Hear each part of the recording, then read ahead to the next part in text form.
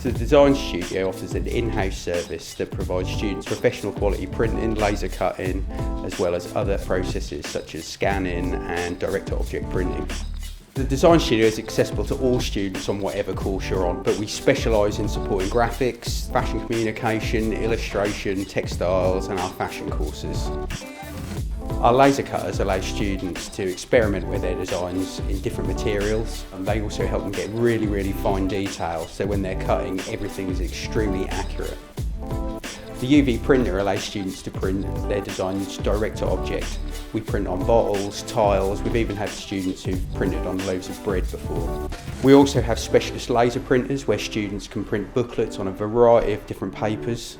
Everyone wants to experiment with different types of cardstock and paper, so we like to be able to give them that service. Technicians in the workshop help students visualise their ideas. Through introduction to software and technical processes, they help them gain the confidence they need to work independently and take those skills onto working in industry after they leave us at graduation. Having the option to print on so many different materials really broadens how you approach projects here. You can create more extravagant designs because we have the facilities to actually bring those designs to life.